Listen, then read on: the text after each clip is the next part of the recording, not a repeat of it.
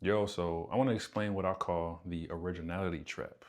And to explain it, I'm gonna tell a short little story first. So early last year, I started writing stories, specifically comic book stories, for the first time. I used to be into comic books when I was little, but at that point it had been like 15 years since I even like looked through one or even picked up one for real. But yeah, I just became inspired to write and create and just create what naturally just came to me. You know, I have ideas all the time. I was like, you know what, I want to start writing. So when I started writing, my mindset at first was like, oh yeah, I want to be original, like completely original, and like not take inspiration from nobody else, and like I'm just be me. You know, I'm not gonna look at nobody else stuff, look at nobody else comic books, nobody else works or fictional stories, because I want to be me. I want it to be my idea, be me. And I don't know. I didn't even realize I had that mindset really, or how damaging that mindset was. Let me say that. Um, but yeah, and when I started creating, I felt very like blocked. It's like I would create something. I would brainstorm. Um, like when you brainstorm, it's supposed to be free and flowing. Like imagine like you're running, like you run in, you all over the place. You can frolic and just jump and da da da. You can run around, da da da.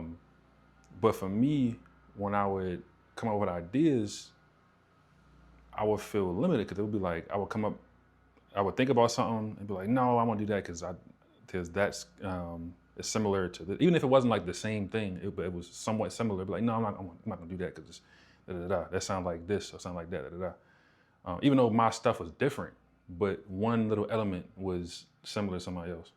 Um, and symbolically, like I said, with regular brainstorming, just letting ideas flow, it's like you just in the open world, just flowing. You can run and jump and roll around in the grass, whatever. But for me, with that mindset of like, oh, I'm not gonna, like rejecting my own ideas just because it sounds somewhat similar to something else I've heard. Now, instead of being open and free, it was like now I'm like sludging through snow. I gotta step over. Oh, I gotta step over this idea. I want to use that. I gotta go over here. Da, da, da. Or like I'm like sludging through the mud, sludging through something. I had like a lot of like resistance in my creation process, and I realized like, yo, why am I blocking inspiration? Why am I not allowing myself to like view other people's work? You know, view other people's ideas and styles and storytelling, the way they did things. And I realized it was so foolish, and I realized that that was all ego. That was all ego because it's like the ego is like, oh, this is mine, you know, and like nobody else is like me, da da da da, and I'm not taking no space from like that was literally ego talking, like that possession of um, just your ideas, I guess, or just wanting to be individual and not be like anybody else, which I don't think is a I think you should be. I think you should be yourself, obviously, um, and also with this stuff, like I'm saying, have discernment. Um, but yeah, I feel like you should definitely be yourself, of course, but n- not allowing yourself to explore an idea just because it's already been done. That can be very limiting and block you, you know. And yeah, and I just from that point on, I realized I'm like, you know what? I'm gonna allow myself to just flow. I'm gonna allow myself. Matter of fact, I'm going to intentionally look up other stories, other comic books, whatever, um, that do have elements that are similar to mine. Like what I would do sometimes is like I would write my premise, like a summary for the book, whatever. Like if it's sci-fi, if it's psychological thriller, whatever, and then put my premise, specific premise, like general premise. I mean, and put into like AI and be like, this is my premise, without saying too much for real, and be like, what other works of art are similar to this? And it would show me. It's like, oh yeah. Sometimes it would say like, oh, this is nothing like, or not nothing, but it's like this is it seems very original, but also most of the time it'd be like, yo, like, yeah, this is very unique, but it also has elements of this from this story, this from that story. I'd be like, okay, now I look at the comic books, and that's how I found so many books. Like one being Promethea, which is amazing. I'm so glad I found that. Opus by I think it's Satoshi Kon, I think. I really like that one. Like, so it's like I purposefully looked at other stories that had similar elements to mine, you know, because obviously my stories are not the same as others, but has, you know, different elements, and just allow myself to flow. And like the creation process was a lot more easier. And so, like I said, with blocking off, trying to, you know, they're trying to be 100% original and be like, no, I'm not doing that just because this little element has already been done. Da, da, da. Obviously, like I said, that's like the ego talking. And then in the other side, the benefits of allowing yourself to be inspired, looking at other people's work, is like, it's so, first of all, it's like so many benefits. It's like for one, you can see, first of all, you're learning, especially for me personally, now that I was just getting into comic books. I'm still new to comic books, like as far as writing and reading, I guess, because it's been years. I never really read comic books as like an adult, I guess. But like last time probably was like 11, 12, I think. Anyway, one, you can study people. You can study people's styles. You can study how their ways of storytelling, how the humor elements, you know, how they've pushed the boundaries of a medium. By the way, this applies to anything. It's not just comic books. This is movies, films. It could be dance choreo. It could even be food recipes. But yeah. So it's like one, you're learning different ways of doing things, and then you're learning what's already out there.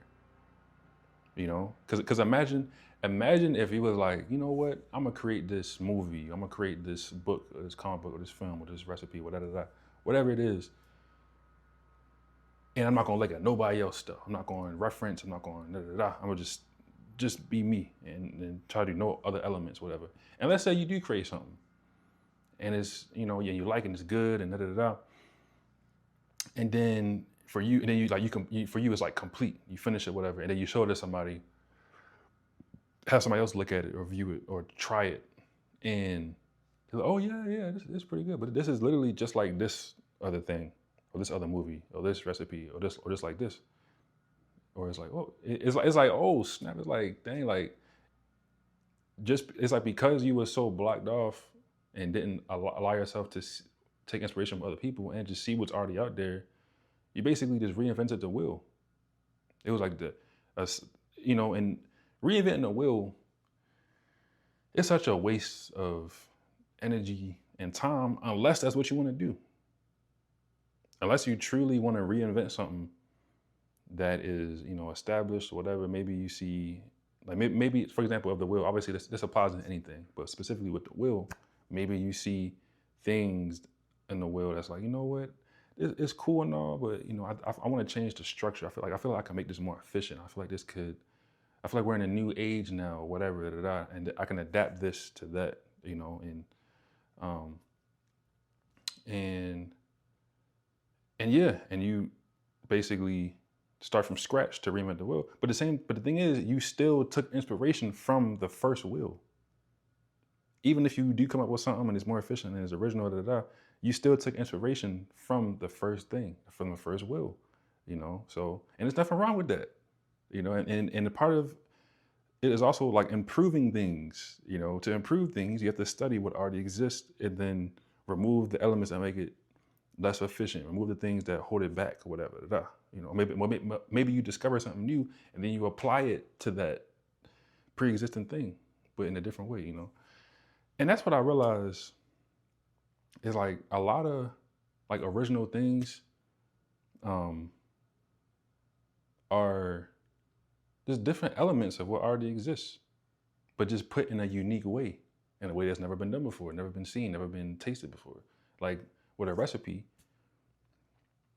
you could you could have this like famous sauce, that everybody fiending for. People come from all around the country, all around the world, just to taste this sauce right here, nigga. Like,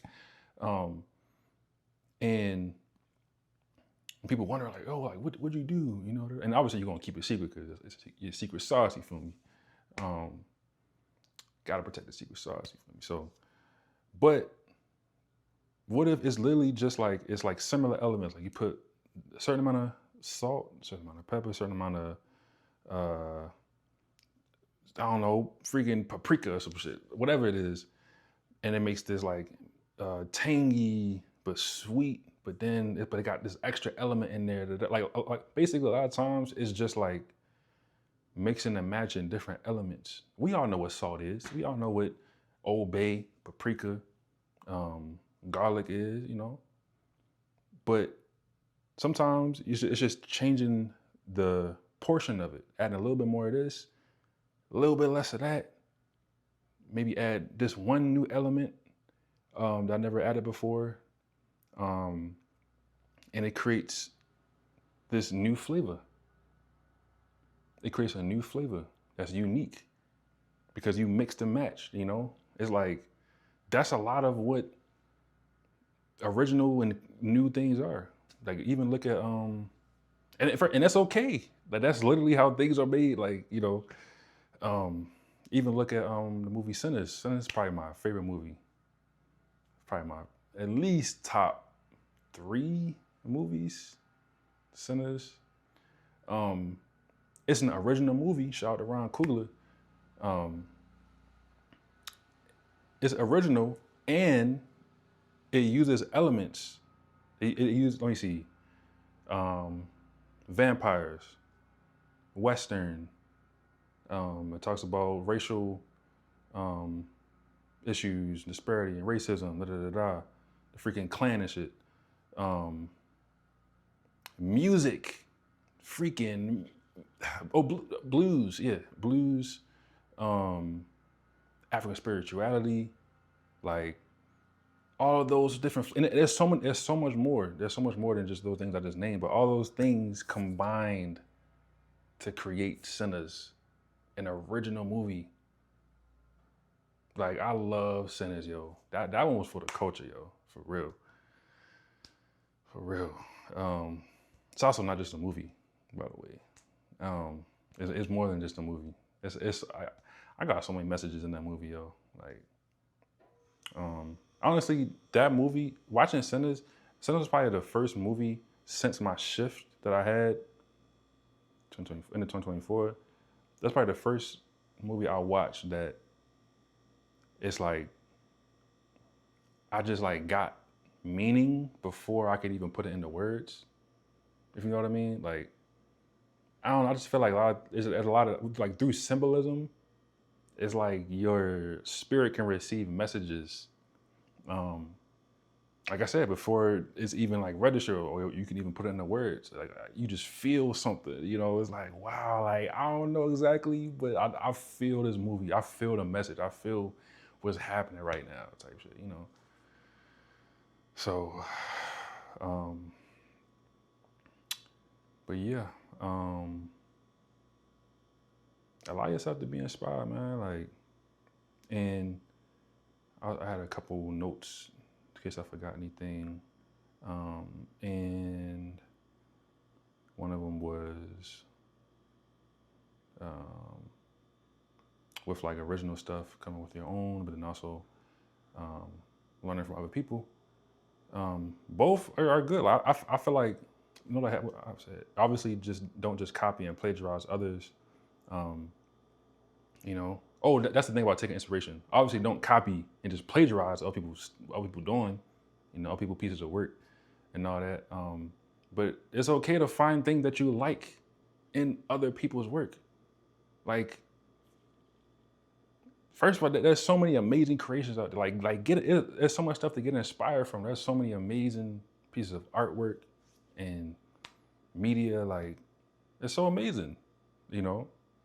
And if anything, that can, like by viewing greatness, that can contribute to your own greatness, you know?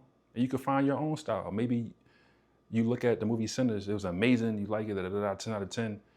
But then maybe you're like, I love that movie. And but then that sparks you to have an idea for something else. It's like, you know what? I have an idea for this one thing that I could use this element in Sinners. I love how you did it that one, but I want to do it this way, in my way. It's all about tweaking. Like I said, with the different ingredients in the recipe, taking different elements, mixing and matching, doing things that have never been done before, or in a different way. Like I said, maybe adding a little element or pulling back, or adding this new element, that new element, or replacing, or flipping it around. It's like, yo, kind of remind me of like Minecraft. I actually just watched the Minecraft movie like for the first time. But like the scene of like with I forget what you call it, but the crafting table, I think it's called, where you put different elements. You put gold, you put iron, you put crystal, and boom, it creates something completely new. That's oftentimes what creation is about. Just mixing and matching, doing different things and flowing. It's like, don't get in the way of your own flow. Don't get in the way of your own flow. Allow yourself to observe, to be inspired. Allow yourself to explore different elements. Maybe you explore this, but you don't really like that. But you find something. But that leads you to find that maybe 5 of those elements you really like, but the 6th one you did like. You put it in this one. Yep. So like I said, it's good to take inspiration from people, but also it's great to develop your own style. But like I said, literally, I feel like I'm just repeating myself at this point, but just saying it in different ways. Observing other people's work and learning from it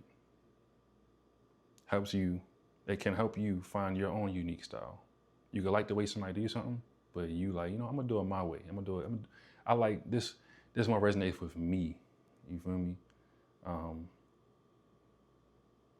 And I think I'm thinking about it, I think that's also another cool thing to see when somebody creates something like a film or whatever may be, a recipe. Like,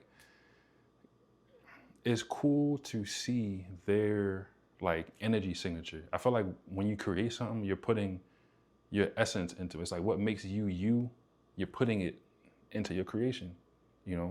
Say there's 100 artists on a cliff just looking out over an ocean, and it's a sunset. There's all these beautiful hues of pink and violet and red and orange and yellow. Each one of those 100 artists are going to draw it differently.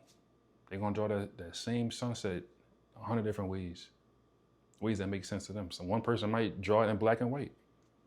One person might draw it in all blue or all red, but it's different hues of red. One person might use all the colors or try to make it hyper realistic, make it exactly how they see it. One person might draw cubism, like a cubic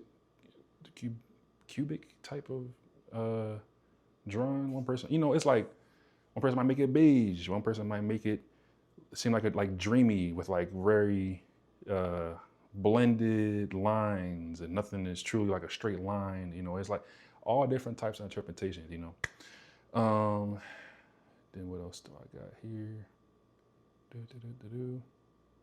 But yeah,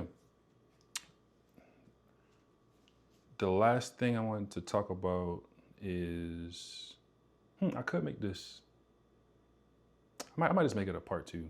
Let me see. Actually, forget it. I'm gonna just say it now. I also just wanted to say that I'm still finding my own understanding of things, of like creation, and navigating this originality trap. And okay, just real quick, like I said, with the ego thing, this is a part of the same topic I was just talking about. With the ego thing, like I said, it's like the ego says like, oh, this is mine. Nobody else's, stay away. This is all me right here. I get all the credit. I wanted to say that I think it's important to,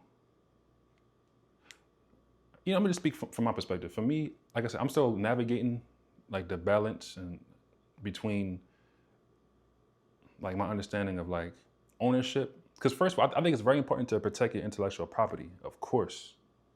especially now, because you kind of have to, because people be biting and stealing work and stuff. We got AI and shit, which I just heard about AI copyrights, which I'm gonna look into. But I lost my point. Shoot, I lost my point. I was talking about. Oh, so legal. Basically, I'm still learning and navigating the the balance between, like, because for me personally, like ownership, I feel like it's important, like I said, to protect your intellectual property, getting trademarks, copyrights, or patents, or whatever, because that's the world we live in. That's this system that we live in. So that's important. That legal protection is necessary, especially now. Especially for me personally, because I'm gonna be doing books, comic books, films, all type of shit, all type of stuff. You know. At the same time, I also understand that like knowledge and wisdom and ideas and creation, I look at it as it's also like it's channeled through me from the creator, from the most high, And like in that way, it's as far as like ownership, it's everybody's in that way. I'm trying to explain it, but for me, it's like for me, I know I'm very creative. I come up with stuff all the time and come up with ideas and different scenario like all day, all day. And I enjoy just playing, having fun. I think about a theory, I think about thought experiments, and just play around with ideas and theories about existence and story making, and all that kind of stuff. So like for me, it's like I know it's my genius, but also my genius was given to me by God, from God. I know that God uses me. I know part of my role is a channel. To channel source energy, God energy, creation and ideas, different ways of thinking, different perspectives. Just like I said, like mixing different elements. And it's me, but also at a higher level, it's God. God is channeling through me. So it's like understanding that while also understanding that there's the legal system, like the 3D legal system here in the physical that you gotta that you gotta navigate. Because like for example, if I was just like, oh, all this information is it's all of humanity's anyway, so I would just say it and give it out. Just oh yeah, they can take my idea. It's like yo, like you gotta protect yourself because especially like for your own business, making money, you gotta protect your IP. So it's like I said, I'm still finding my balance, or I feel like I actually am pretty balanced already, but I'm still finding my understanding of that is evolving. Understanding that I'm both a channel from the Most High for thoughts and ideas, and I channel through playing, which is amazing. Like literally just having fun, thinking about stuff all the time. It's like a form of channeling for me. But then also there's the legal side of things of when I create things. It's like you're not gonna just take all my stuff and just give no credit at all. Like you profiting off of me, and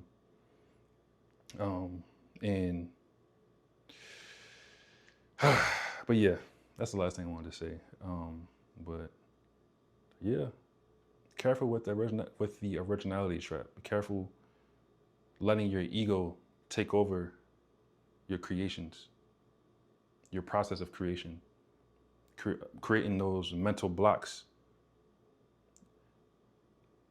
blocking divine energy to flow through, blocking your imagination just because you thinking about other people. Think about that. That ego thing, it's like you're thinking about other people. It's like it's mine. It's mine. It's like nobody else can have it. You're thinking about other people instead of just creating. You're thinking about other people in the sense that like claiming it, keeping away from other people. But yeah, that's more I could say. I won't make this video too long, but yeah, careful with the originality trap. Allow yourself to be inspired. And yeah, that's all for now.